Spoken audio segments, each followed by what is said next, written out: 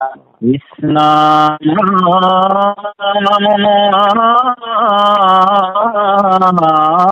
শংকৰ গুৰু হৰিৰা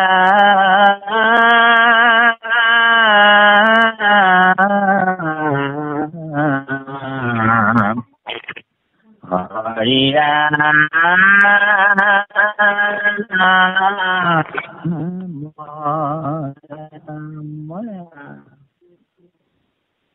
মুৰ্গী বসন্ত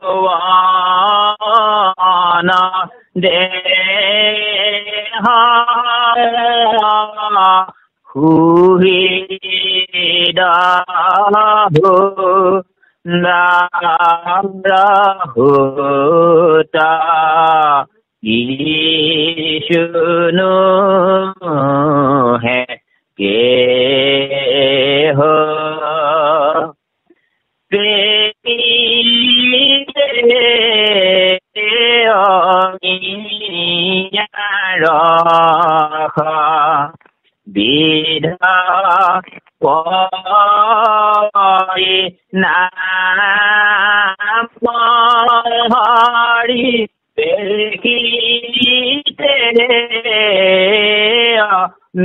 আমাৰ পৰম শ্ৰদ্ধা সঞ্চালক প্ৰভু আজি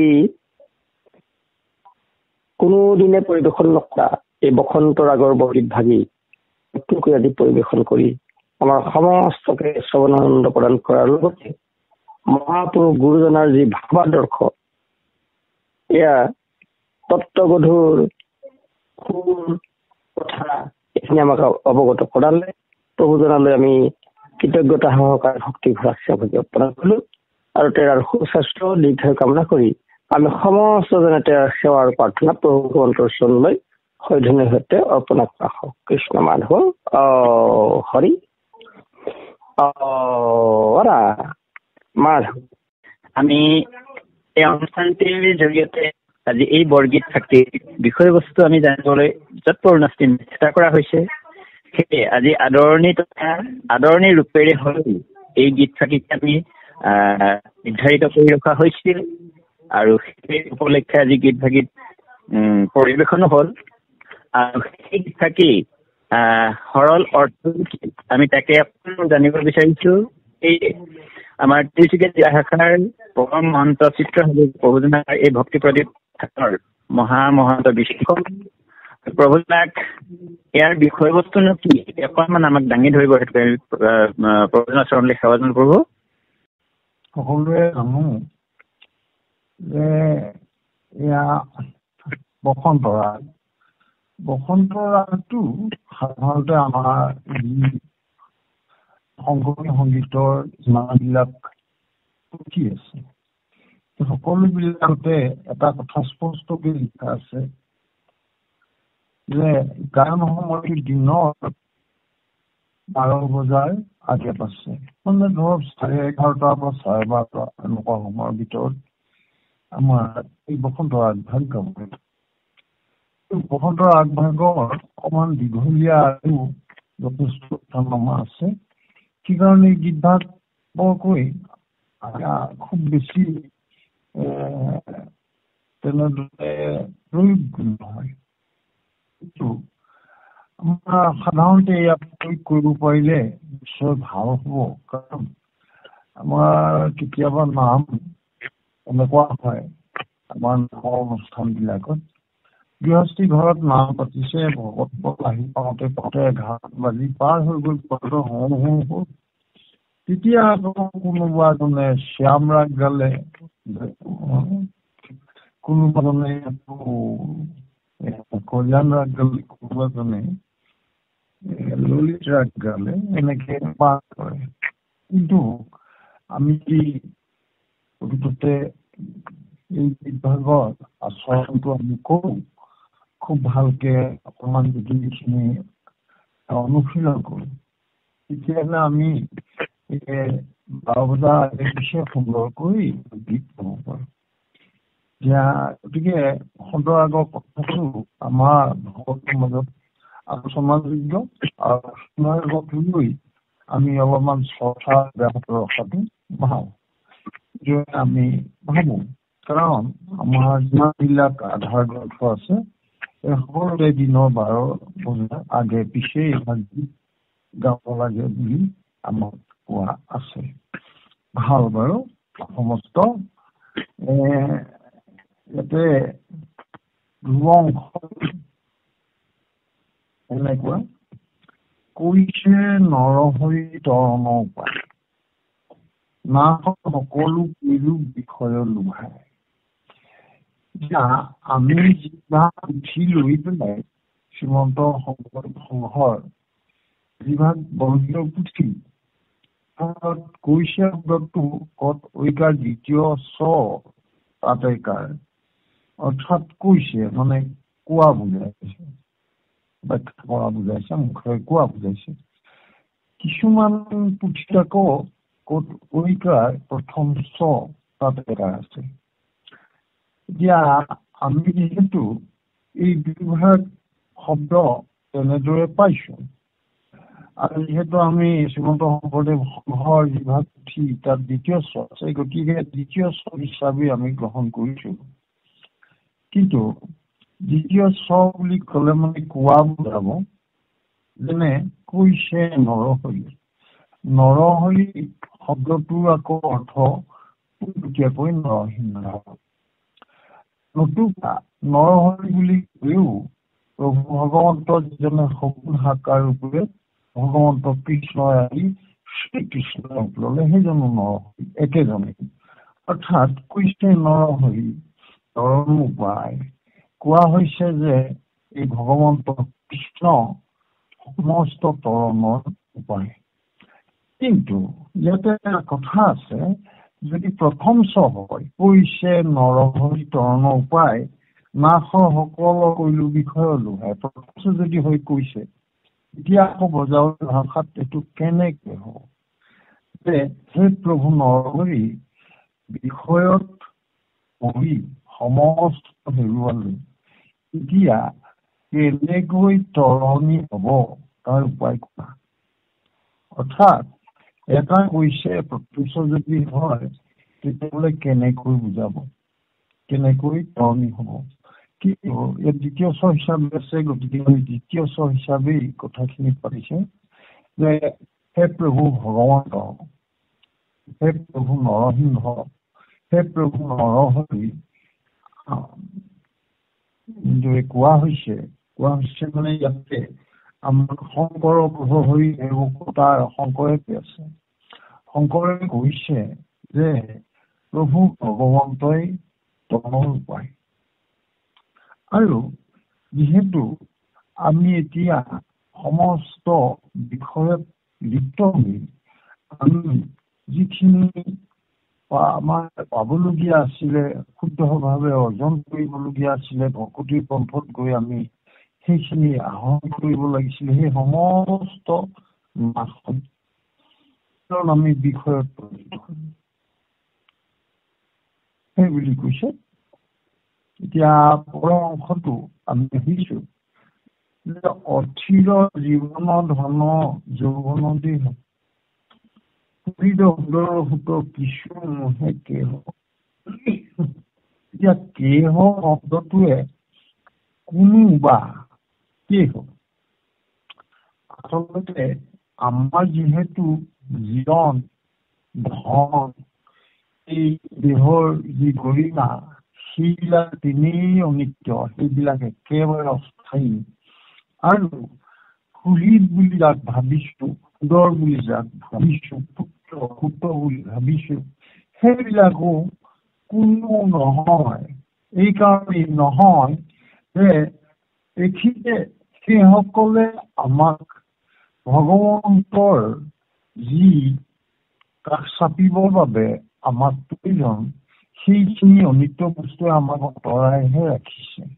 অৰ্থাৎ সুহৃদ বান্ধৱ, আমাৰ পুত্ৰ সন্তান, আমাৰ জীৱন ধন যৌৱন, এই সকলোবিলাক আমাৰ বিষয়ৰহে সাধন। এইবিলাক বিষয়ৰ মজি থকা সময়ত এইবিলাকৰ মূল্য আছে, কিন্তু সেইবিলাক এনে অস্থায়ী। কাৰণ এইবিলাকে তৰণৰ উপায় দিব নোৱাৰে, বা এইবিলাকে আমাক তৰণ কৰিব পাৰিব নোৱাৰে।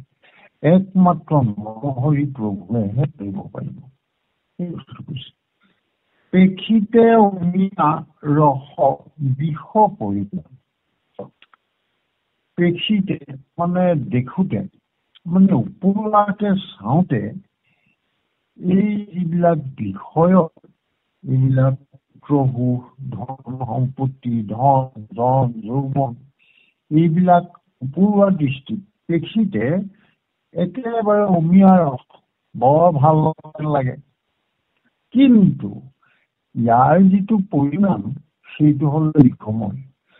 তাৰমানে এইবিলাকত লাগি থাকোতে আমি পৰলোকৰ একোৱেই নুগুঠিলো, তাৰমানে আমাৰ জীৱনটো অথলে নিদিলো।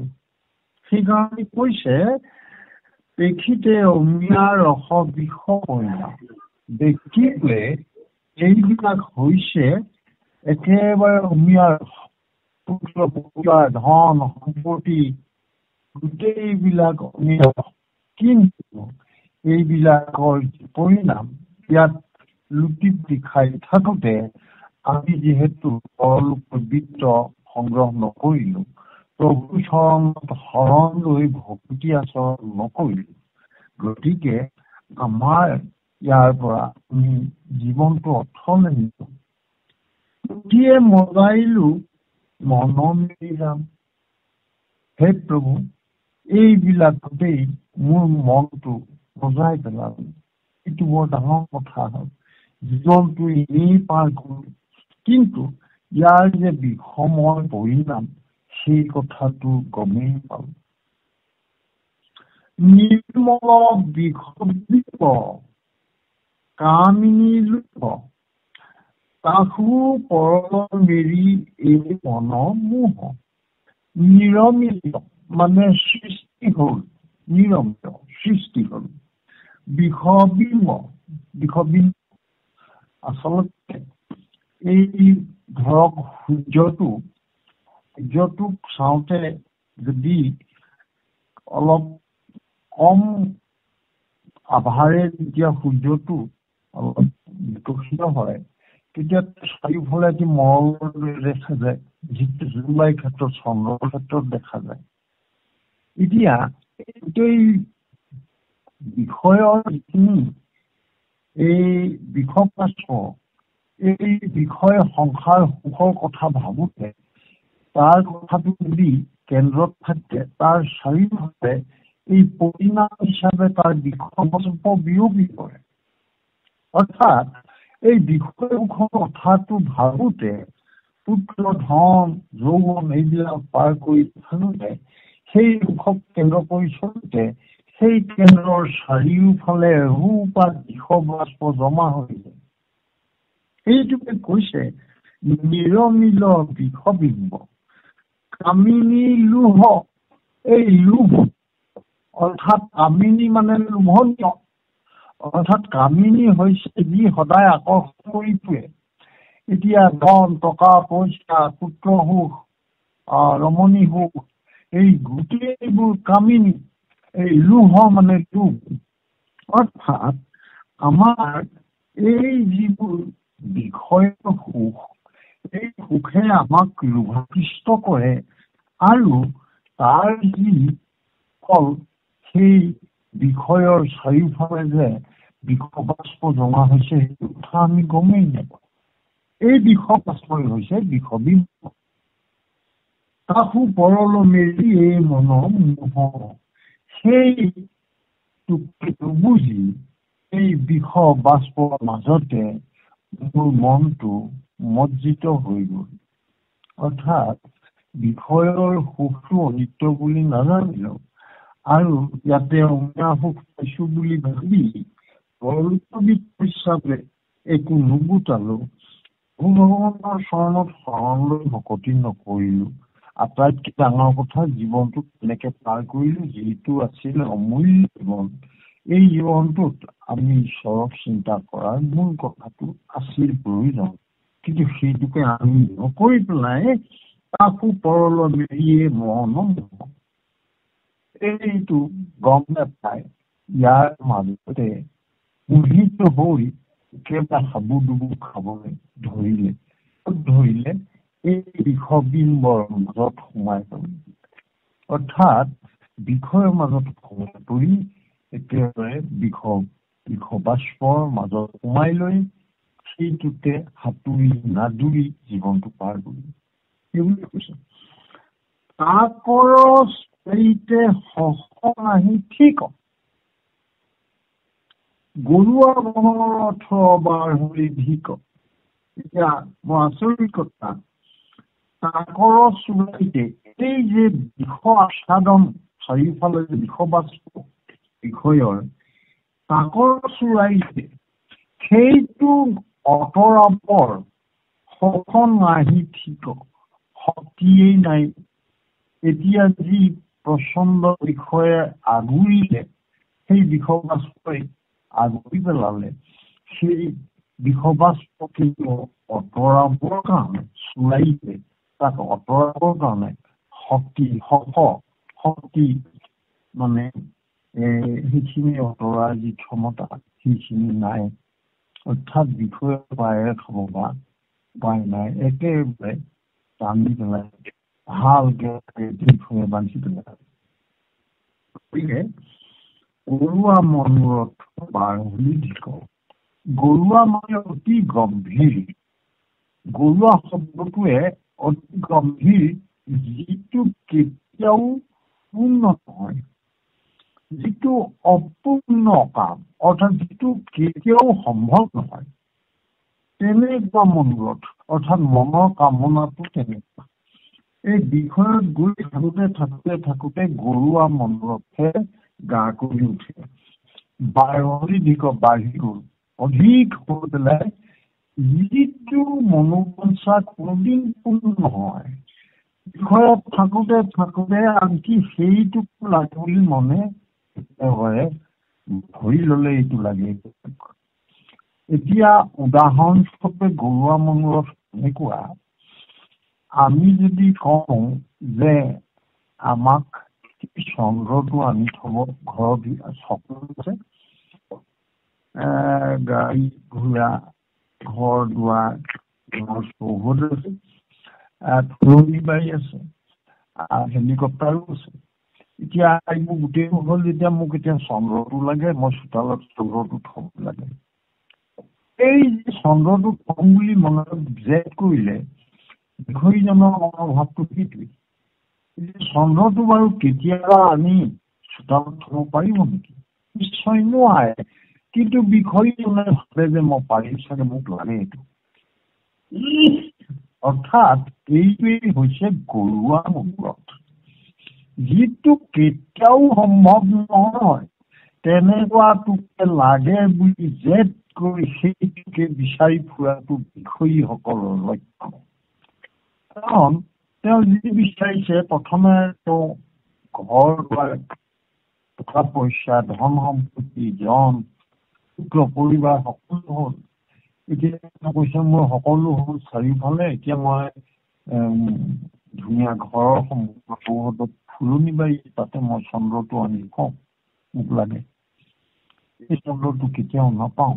এইটোৱেই হৈছে মনোৰথ, গৰুৱা মনোৰথ, যি কেতিয়া পূৰ্ণ হ'ব নোৱাৰে, তেনেকুৱা মনোবাঞ্ছা কৰাটোৱেই গৰুৱা মনোৰথ। এনেকুৱা এটা নহয় ইটোৰ পিছত সিটো আকৌ আহিলে, এইবিলাক ল'ৰা এটাও লাগে বুলি কয়। তাৰপিছত ক'লে যে মই হাতখন আনি মোৰ ঘৰৰ পিছফালে থলোঁ। এইবিলাক হৈছে গৰুৱা মনোৰথ। এইবিলাক কেতিয়াও সম্ভৱ নহয়, আৰু এইবিলাক দিনক দিনে বাঢ়িহে গ'ল। জনমে সামুদ দাসকো দেখা, এই বহু মোহ পাহা। এতিয়া কৈছে প্ৰভু, জনমে মই তোমাৰ দাসৰ হিচাপে যেন থাকিবলৈ পাওঁ। মই তোমাৰ দাসৰো দাস। জনমে তুমি মোক এনেকৈ মোক এইখিনি আশীৰ্বাদ দিয়া। সেই প্ৰভু কি হ'ব, তুমি যেন অবহু চাৰহু মোহ পাহ। এই বৰ্তমান যি মোৰ এই মোহৰ বিলাস বিষয়ৰ মাজত সোমাই পৰি যিটো পৰা ওলাব পৰা, তাৰ পৰা তুমি মোক নিস্তাৰ কৰা, তুমি মোক অঁতৰাই অনা। সেই প্ৰভু তুমি সেই কি হ'ব, তুমি অবহু চাৰহু মোহ পাশা, এই মায়ামোহৰ যি বান্ধন, এই যি বিলাস, বিষয়বিলাসৰ যি বান্ধন, মোৰ যি গৰুৱা মনোৰথ বিলাক হৈছে, এইবিলাকৰ পৰা মোক তুমি নিষ্কৃতি দিয়া।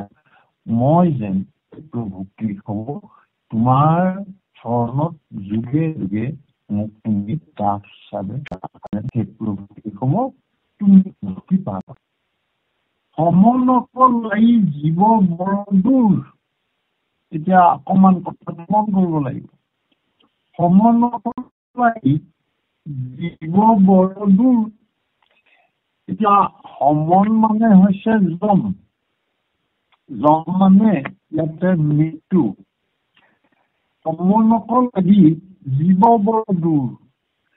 এতিয়া সমনকলাই মানে মৃত্যুৰ প্ৰতি সমনকল জীৱ বৰ দূৰ। দূৰ মানে ৰছী, বৰ মানে বৰ বিশাল ৰছী, বৰ শকত ৰছী জীৱটো।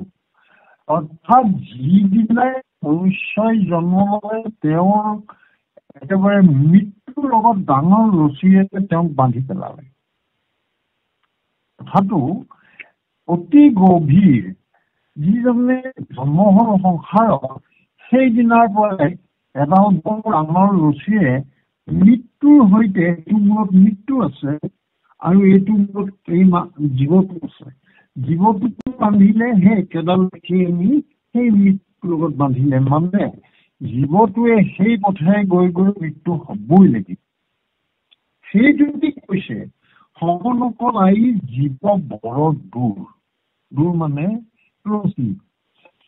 অৰ্থাৎ জীৱটোক এতিয়া এৰাল দিলে খুঁটি হিচাপে আছে মৃত্যু।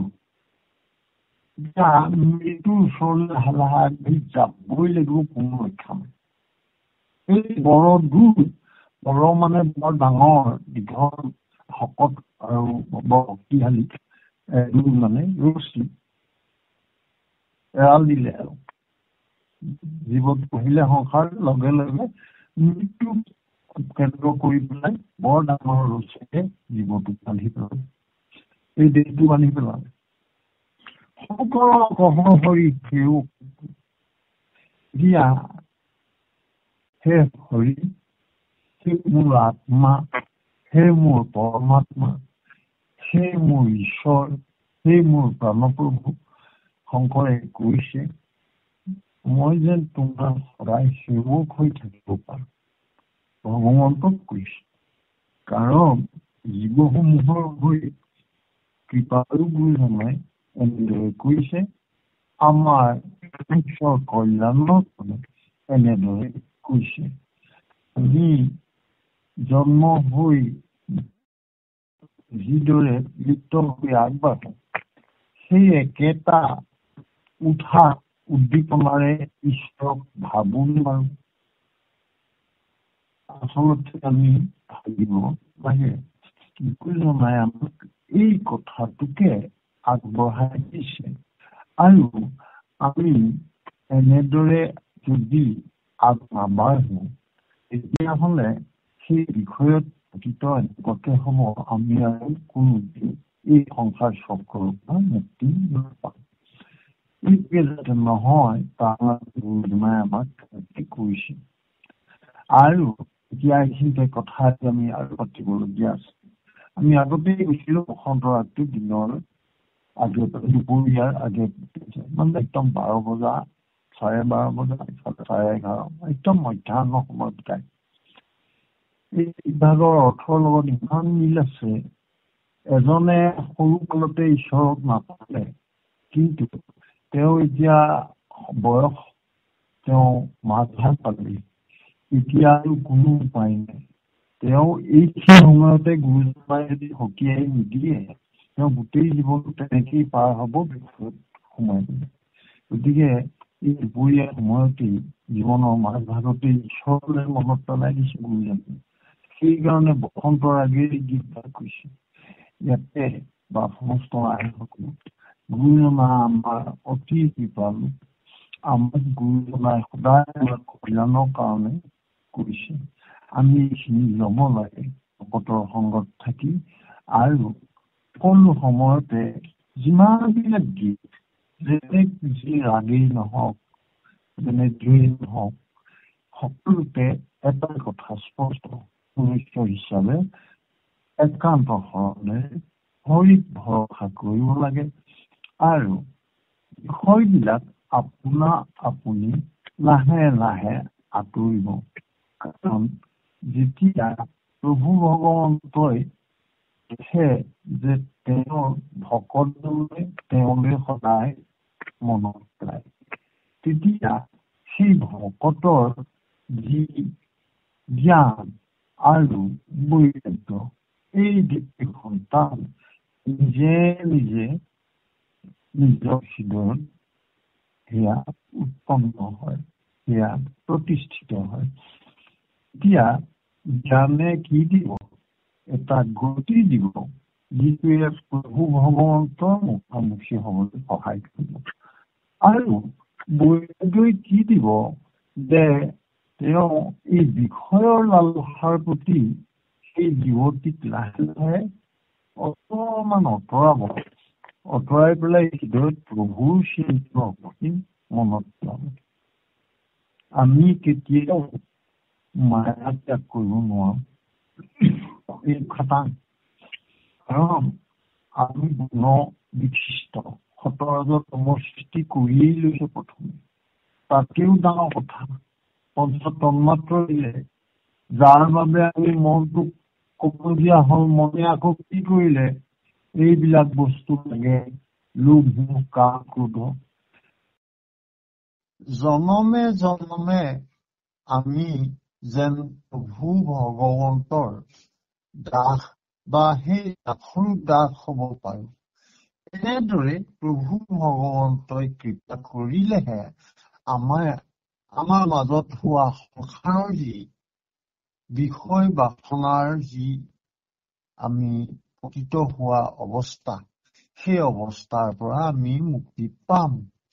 আৰু আমাৰ সকলোৱে জানো যে আমি জন্ম হলো যেতিয়া, আমি মৃত্যুলৈ আগবাঢ়ি যাবই লাগিব। কাৰণ জীৱবিলাকক জন্মৰ দিনতেই এডাল ডাঙৰ ৰছীৰে বান্ধি দিয়া হ'ল মৃত্যুৰ সৈতে। মৃত্যুৰ খুঁটিটোত এটা মূৰ আছে। এই ৰছীডালৰ পথেৰে জীৱতী আগবাঢ়ি যাব গৈ